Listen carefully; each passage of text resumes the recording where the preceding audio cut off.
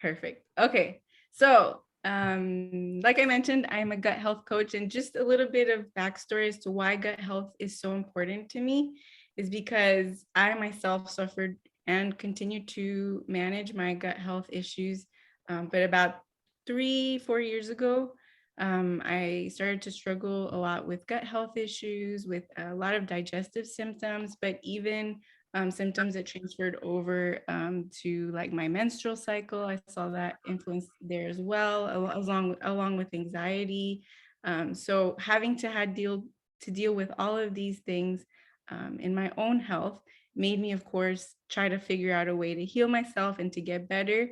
And through this whole process, I realized how amazing and how important the gut is in so many other aspects of our health. So I really wanted to go ahead and help other people as well that were struggling with similar problems be able to overcome this as well. So that's why I'm so passionate about it. There's a bit more of my story on Instagram if you guys want to watch that video, exactly what happened and what issues I had. But I just wanted to give you guys a little bit of a background so you know why this is so important to me, why I know so much about this, or why I care about this. So we're gonna go ahead and just, I'm gonna go ahead and share with you guys my screen. I have some short, a short presentation I wanted to share. There you go. You guys can just send me a thumbs up that you can see this well. Awesome. Okay, great. Okay. So there's a lot of information out there on gut health, and this presentation and this Zoom class is just to give you the basics of what you really need to know about gut health, what you really, the information that you really need in order to be able to know, okay, do I have a gut health problem? What can I do? And just basically how it all works. So let me go ahead. These are all the conditions and illnesses linked to gut health, or at least the ones that science and research has proven so far. So as you can see, there is a lot. And if you're anything like me, I was extremely surprised to see a lot of these connected to the gut. So the reason I'm showing you guys this first is just to help you see why it's so important, everything we're going to be learning today, because all of the diseases that we're seeing nowadays are linked to the gut in some way. So in the comments, you guys can let me know. You guys can write maybe which of these is most surprising to you. For me, it was definitely things like autism and Alzheimer's. I had no idea that that was related to the gut before I started dealing with my gut health issues, and finding out about that, that was really impressive to me. Yeah. And Yanni, is there any way I can see the comments at the same time while I'm doing the presentation? Yes, you can. You just go to the 3 little dots, or if you I got it. Okay. Perfect. Thank you. Okay. Yeah. Dementia. That one is also surprising for me, Ingrid. Heart issues, Sarah, for sure. So from here, we need to get a little bit of a basic. So we're going to go back into anatomy and physiology class back in high school. And we're just going to talk a bit about what is the gut exactly? Where is it located? And to understand that, we need to talk a little bit about the digestive system. So I'm sure you guys recognize these: the mouth, the esophagus, the liver, gallbladder, stomach, pancreas, colon, small intestines. These are all part of the digestive system, and they all work together to digest your food. So to better understand gut health, we need to take a look at this first. So actually, digestion starts in the mouth, and there's already enzymes in the mouth that are starting to digest the food when you put it with your saliva. It's mixing in with your food and starting the digestion. Then it goes down through the esophagus. It's just traveling. There's nothing happening there. In the stomach, there's more enzymes that are breaking down the food. The acid is also breaking down the food to help your body digest this. And then it goes into your small intestines. Now, the small intestines is the start of our show today, because our when we speak about gut, we're really speaking about the small intestines. So our gut health has to do not only with the intestines, like physically, the health and the state that it's in physically, but also the bacteria that's found in the small intestines. Makes part of the gut health. When we're talking about, okay, how do gut health, how to take care of your gut, this is what we're referring to. And that is because in the small intestines, there's more of these enzymes that are continuing to break down the food. And then there's these bacteria that are fermenting and feeding on the food that you've eaten. And this fermentation process actually creates even more like healthy byproducts that help your body continue to function. And it releases nutrients, vitamins, even neurotransmitters. So this is a really, really a vital part of absorbing our nutrients. And we're going to be talking a bit about that, like the role of the gut, but it's a really vital part of the digestion process. From there, it moves to the colon, our large intestine, and there it's just traveling. It forms the stool, and then the rest comes out. The part that we don't need comes out. So as you can see here, it's not just the stomach and the intestines that are part of the digestive process. There's also other organs like the liver, the gallbladder, the pancreas. So you can already tell just by this one system, the digestive system, that the gut can already be related to the health of your liver, of your gallbladder, of your pancreas. So other organs as well. It's definitely connected. So now we're going to talk. I just want to share this. Did you know? Because the standard American diet, so what most Americans eat, the basic food that is normal for people to eat, is actually a kind of food that's deficient in nutrients that your gut needs. So it ends up promoting the growth of harmful bacteria and yeast, and it disrupts the digestive process. So that already puts us a step back. But don't worry, there's a lot of stuff we can do to fight against that. So let's talk about the 5 key roles of the gut. And here you can see. Huh? Sorry, I don't know if anybody had a question or something, but in the end, I'll let you guys ask questions. You can either unmute yourself at the end and ask a question, or you can send it in the comments. But these are the 5 key roles of the gut: assimilation and absorption, symbiosis, dysbiosis, immune regulation, and detoxification and elimination. Now we're gonna explain each one and what exactly those mean. So the first one is a bit simple to understand: absorption, assimilation and absorption. So absorbing the nutrients like the protein and fats and carbs and water and vitamins from the food that we're eating. This, as you can imagine, is extremely, extremely, extremely important for us. So you can be eating the healthiest food, and you can let me know in the comments if this has happened to yourself, or if you've ever heard of somebody that eats super healthy. They eat really great vegetables and lots of plant foods, but they're still having health issues. So if the gut is not in a good state, if it's not absorbing the nutrients from the food, it doesn't matter what you eat. It's a bit useless because it's not getting the nutrients from the food that we need. So that shows us a bit of the important part of the gut. And here we can see just this little diagram. It shows what part of the small intestines is actually doing the absorption part. So in the small intestines, there's like these little finger-like projections, but they're really, really, really tiny. And these villi and microvilli, they're doing this absorbing from the nutrients. So as the food particles are passing through these, they're absorbing the nutrients that you need. And then from there, we go to symbiosis. So what exactly is symbiosis? The next role of the gut. Symbiosis is balance. So balance of the healthy bacteria in your gut, balance in your health and in your body overall. Your gut is a big part of this overall balance in your body. So, you know, if everything is in balance, then you will be healthy. And so that's another reason why the gut is so important to our overall health.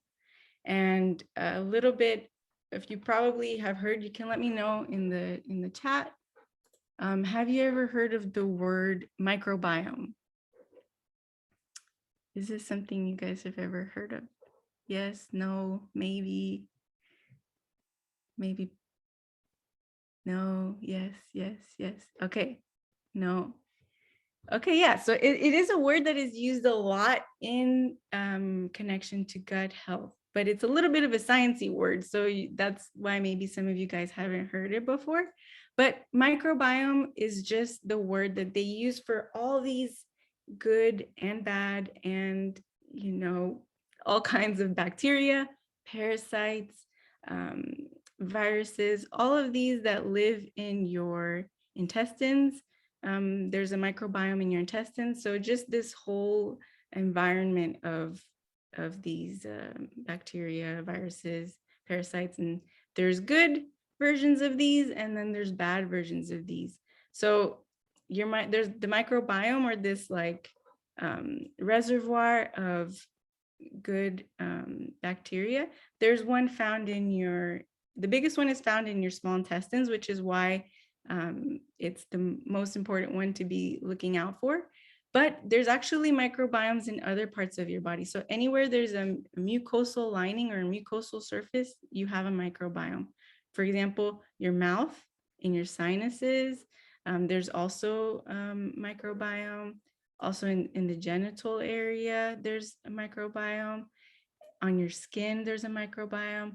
So the fact that our biggest microbiome, or the biggest family of bacteria and, you know, good and healthy bacteria and viruses and parasites and all of these are found in your gut, lets us know that if there's a problem in the microbiome that's in our small intestines, then we're going to have problems in the other microbiomes, which leads us to understanding why gut health issues are also related to, like you guys saw on the first page, acne, rosacea, eczema, because the microbiome from the small intestines is going to be connected to the microbiome on your skin. So that will be a huge reflection as well of how they're both doing.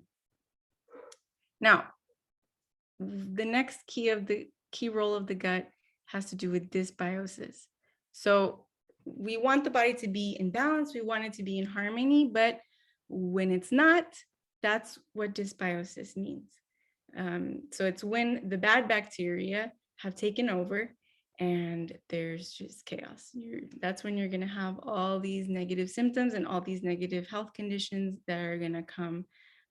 So what does dysbiosis look like? What causes dysbiosis, and what are the symptoms? So here you guys can see a couple of them. I will mention a few. So like few causes of dysbiosis, or when there's more bad bacteria in your intestines than good bacteria, comes with antibiotic use, chronic constipation, chronic indigestion or acid reflux, and stress. Stress is a huge part of affecting your gut health in a negative way. You're happy and healthy and good bacteria, it just can't live in a stressful state. So an example of dysbiosis, which I think is really great because the majority of people here are women, but actually this can also affect men in a different way. But for example, if you have recurrent yeast infections, this means that your gut microbiota is harboring an overgrowth of yeast, and it's not enough good bacteria to control the yeast. So there's this imbalance, there's a dysbiosis, and that's why your body just keeps getting these infections, because your good bacteria is not being able to control the level of bad bacteria, in this case, the overgrowth of yeast. So we all have yeast in our body and it's good, but in certain quantities. So we don't want too much of it. So yeah, when you're struggling with these recurrent infections, that's an example that there's a dysbiosis in your gut health, an imbalance. So some symptoms of dysbiosis, as you guys can see here: recurrent diarrhea, constipation, gas, joint pain, eczema, hives. All of these can be dysbiosis symptoms. Okay, next big role of the gut is immune regulation. So the bacteria, so like the physical part of the intestines, like speaking of the actual structural part of the intestines, your intestines, are this long tube, and they have a lining in between the wall of the intestines and like the rest of your body. And then the inside of your intestines, there's a wall, and then the passage where the food is going through. So this wall normally blocks larger, partially digested foods, bacteria, yeast, and parasites from entering the body, the outside. And that's only if it's working well. But if it's not, then we get these kinds of symptoms. And these are possible symptoms that you can get when that wall is not functioning correctly. So there's like an immune reaction. The immune system is really linked with the gut, because if the immune system realizes that something has gone through the gut lining and is like coming out into the body, it raises an alarm, like there's an emergency, and it sends all this inflammation to figure out what's going on. Why are these particles getting out into the body? There's danger. We need to protect the body. So it sends this high alert. Now, this is really good and it protects our body. But the problem is when it's constantly like this, you can just imagine when you're constantly stressed, or when, anything is just, there's never a pause, then there's problems. And that's exactly what happens with these immune reaction with the gut. If there's constantly food particles going out into the body, then your immune system is constantly in high alert. And of course, then it starts to create problems in other parts of the body. For example, inflammation, fat deposit in your belly, weight gain, and systemic diseases like autoimmune diseases start to show up when this immune reaction is overactivated. And, this is why we see these symptoms here showing up. Now, this is really, I found this super interesting. I wanted to share with you guys. So gut associated lymphoid tissue, so this is the tissue that's found in your gut, represents almost 70% of our immune system. So our immune system is hugely affected by the health of our gut. So if the gut is doing bad, then that's 70% of your immune system that's down. You're much more likely to have disease, and not just simple things like colds, but also things like autoimmune diseases. Now, the fifth and last role of the gut, key role of the gut, is detoxification and elimination. So, of course, the gut, by the time the food, everything that you've digested kind of ends up in the large intestine absorbs the excess water, and what's left is just the toxins that are supposed to come out. So bowel movements are really critical to removing waste products. And that's why constipation is really a huge issue with detoxification. If you're having constipation, your body's not being able to detoxify correctly. And that's why you're not going to be feeling well. And even it could interfere with your ability to lose weight. So definitely an extremely important part of our health, of our gut health. And it's actually one of the ways that we can tell if our gut is doing well. I'm going to be sharing a bit more ways to find out what your gut health is like, but by your bowel movement, you can tell a lot if it's good or not. It's a good self-assessment to know without having to go to a doctor, without having to take a test. if your gut is healthy or not is, are you having good poop or is it not good? Okay, so something else I wanted to talk to you guys about. So we mentioned that um, the gut has a wall that protects these big particles and these bacteria and whatnot from going into the body.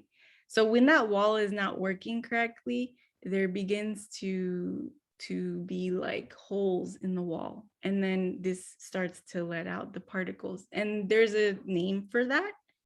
It's called leaky gut syndrome. So here you can see the small intestine, the inside of the small intestine. Then there's the little finger-like projections that I was talking to you guys about. And then as you can see, there's like a hole in the wall, and it's letting these toxins out into the bloodstream, so the outer part of the body. Now, the huge problem with leaky gut syndrome is that, again, this inflammatory response of the body is in hyper alert. So inflammation is good. And I actually did a video in the Diamond Grove that talked about inflammation. So inflammation is actually good. It protects our body.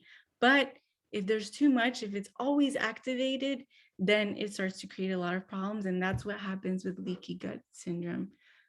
So then what happens, your immune system is constantly patrolling the gut border for anything that it doesn't recognize. And then as soon as it sees any particles, it's attacked. So your body is always in this attacking state. Now, what can contribute to leaky gut? Poor diet, stress, infections, systemic inflammatory diseases, low stomach acid. So a lot of people are worried that they have too much stomach acid, and that's why you take Tums and other antacids. But actually, most people suffer from low stomach acid. And this is a huge problem because, again, it doesn't properly, your body isn't properly digesting the foods enough. So once it gets to the small intestines, it's just too much for it to handle. Now, one that we're really aware of, especially if you're part of the Diamond Grove community, is toxin exposure. So we're always talking about making lifestyle changes as far as the products that we use. And this is actually important, not just, for the environment, or not just because it's natural, but it's actually really good as well for our gut health. These toxins, these preservatives, pesticides, they influence the gut health, the gut wall lining. And again, it contributes to leaky gut and then all these other diseases that we had talked about. So also medications like non-steroidal anti-inflammatory drugs like Advil, ibuprofen, aspirin, these also affect the gut lining. So overuse of these can also cause a gut imbalance. Antibiotics, like we mentioned before, GMOs, which are genetically modified foods, and lectins, which is something that comes from certain foods that some people are more sensitive to, which we'll talk about how you can realize if that's something that's happening in your case a little bit forward. So the big question, how do you know if you have a gut imbalance? So obviously, if you have one of these diseases we mentioned before, there's a high probability that you have a gut imbalance. Other than this, what else can you, how else can you know that you're having a gut imbalance? If you're having any digestive symptoms, like an upset stomach, acid reflux, intestinal pain, stomach pain, this can show that you have a gut imbalance. A high sugar diet definitely will make you have a gut imbalance. If you're putting on weight or losing weight and it's not on purpose, this can also signal a gut imbalance. Sleep disturbances or constant fatigue, this also shows you have a gut imbalance. Autoimmune conditions, any autoimmune conditions, there's a lot of them mentioned here on the list that I put here, but any autoimmune conditions, I thought it was really interesting. Thyroid, like hypothyroidism, also can show that there's a gut imbalance. Sorry. and any kind of skin irritations, food intolerances. So like maybe before you could eat red meat, or before you could eat dairy, or before you could eat gluten, and then all of a sudden every time you're eating these foods, you're having to run to the bathroom, or it's causing you to be constipated, or it's causing you to have stomach pain. This all signals that you have a gut imbalance. Now, of course, another way you can know, there are specific tests that can show you what's happening in your gut. For example, there's a test called GI mapping, where it will tell you exactly what bacteria you have in your gut, and it will show you how much of each bacteria you have, so you can see exactly where the imbalance is. But this test is a bit useless unless you have somebody that really knows how to read it. So the best thing I can suggest is, if you're really, really struggling with gut health, like in an extreme state, I would definitely suggest a functional medicine practitioner, because they can read these tests and really tell you where the imbalance is. If that's something that you guys are interested in, the doctor that helped me was amazing. So you guys can message me and I'd be happy to share that with you. But there's things that you can do yourself if you're just having mild symptoms, or if it's in a state where like it is affecting your daily life, but maybe you're not completely not tolerating your food, like you're not maybe throwing up after every meal, or not having diarrhea after everything that you eat. If it's a little bit more controlled, then there are things that you can do to help yourself before you see a practitioner. And so these are 5 basic things, simple things that you can do to heal your gut. So the first one, reduce stress.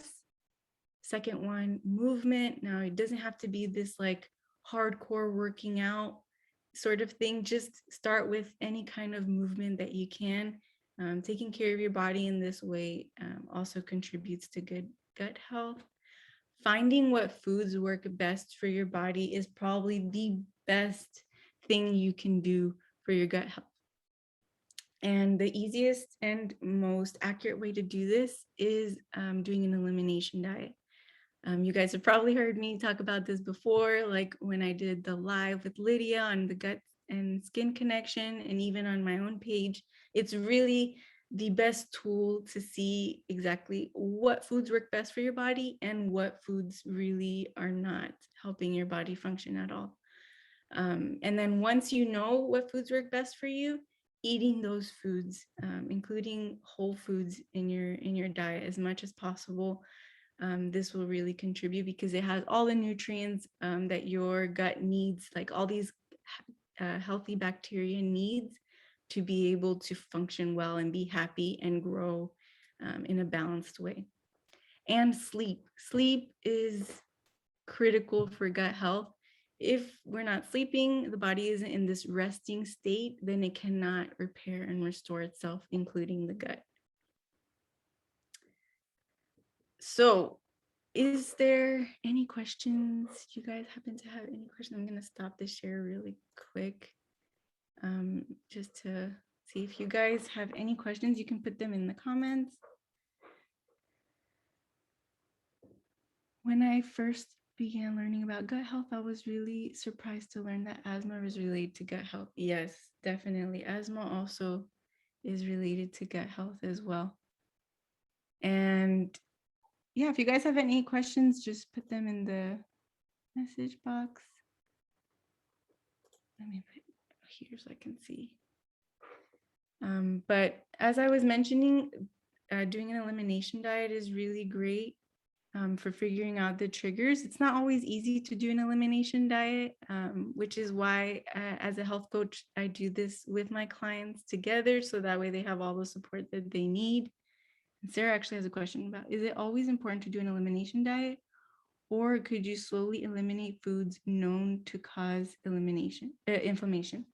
So you can slowly eliminate foods known to cause inflammation. For example, there's just basic foods that are, no matter how we want to, as much as we want to eat them, they're just not good for inflammation. For example, sugar is just one of those. Refined sugar, no matter how you put this, there's no way to make it healthy for your gut. Your gut, it kills the good bacteria and it feeds the bad bacteria. So sugar is one of those basic things that you can tell yourself, okay, I need to drastically reduce this in my diet, and be just way more knowledgeable and aware of when you're going to be eating sugar, because a lot of times the level of sugar that we're having in our diet is really high, but it's in things that we don't even notice. Like we're thinking, oh yeah, when I ate that cake, of course I had sugar, but maybe you didn't realize that the ketchup or the mayonnaise that was in your sandwich or the bread on your sandwich has sugar added. So just decreasing your sugar, the amount of sugar going into your body, even from these things, like just buying bread that doesn't have sugar added and buying mayonnaise that doesn't have sugar added, are simple ways to reduce the amount of sugar in your body and therefore help your gut to be healthy. But to be honest, the only way you can know what foods are really affecting your health, especially your gut, is doing an elimination diet. An elimination diet gives your body a rest from all the foods that could possibly cause elimination. So your body then is in this like happy, calm state. It's working in its optimal level. You'll notice it because you'll have way more energy, better concentration. You'll feel good. You won't have any more digestive symptoms. All of this, even like mentally, you will feel better. So it's a really good like 0.0 to start from. And then you can start adding these foods back in and seeing, okay, yeah, maybe beans, like I can still eat beans and that doesn't affect me. Or maybe for some people, the beans are going to cause a lot of digestive upset. So it's really the only way you can be 100% sure of what foods are causing you personally inflammation and problems. Another question. I know dairy, gluten, and sugar is like the top things to eliminate. Is the Whole30 diet like an elimination diet? What about probiotics, fermenting foods? So yes, dairy, gluten, and sugar are usually the top 3 things that people take out. And if you're having mild symptoms, sometimes this can be enough. But if you eliminate these and you're still not feeling well, then you should definitely do a more in-depth elimination diet. Whole30 diet is like an elimination diet in a way because it is eliminating certain foods, but it's not. And elimination diets are used more of like a tool for health professionals to help you see what foods are best for you. And so an elimination diet is really going to be a health professional that's going to be telling you, okay, these are the best foods for you to eliminate.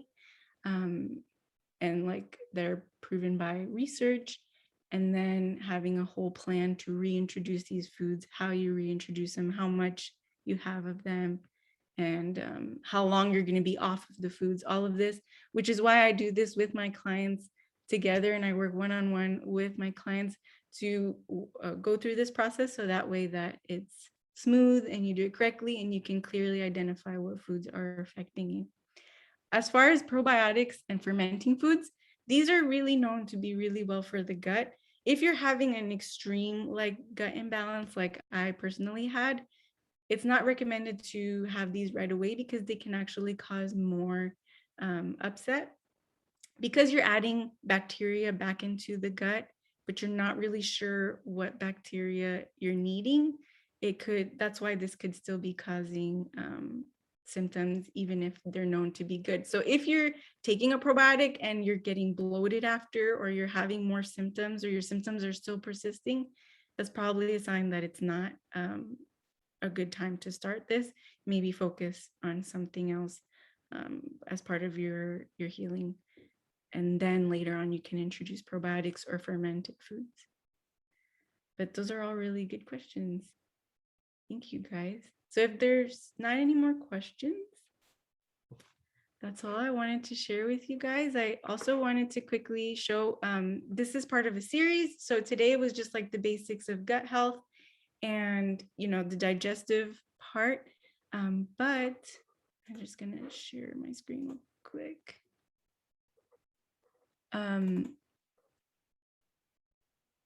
the next time we're going to be talking about how is the gut connected to the brain. So if you know anybody that's suffering from, or if you suffer yourself from anxiety, depression, any brain related things, also like autism, dementia, all these things, in the next class, we're going to be talking about this and how we can take care of our gut in order to support our brain. So I think that was all. Yeah. Thank you guys so much for coming. I really appreciate it. If you have any more questions, feel free to unmute yourself. If there's anything that wasn't clear, feel free to ask for clarification. I don't mind. Sometimes I get so excited about this kind of stuff that I'll just talk and maybe not in the most simple or easy to understand way. So feel free to let me know. When is the next class? That is a great question. Let me look real quick. I believe it's the third Sunday of November. But I'm gonna take a look real quick at the schedule. November 21st, and it'll be at the same time. So 1 p.m. Eastern, which is 7 p.m. my time. And but there'll be a graphic. We'll share like all the different time zones, what time it'll be for, and we'll put the date and everything that you guys can just screenshot. But it'll be the same code, and it will be the same, the same entrance information for the Zoom and everything. If you guys have Instagram, feel free to follow me. It's my name, Melanie.Muresan at in Instagram, and I share tips as well. I'm going to be sharing actually now more about doing an elimination diet. So if that's interesting to you, feel free to message me also directly. And yeah, I think that's it. Thank you very much. It was very nice. You're welcome, Vivi. I'm so glad it was helpful. Yes, I'll be in touch. Sounds good. Sounds good. Okay. Did Gia like the presentation, Dad?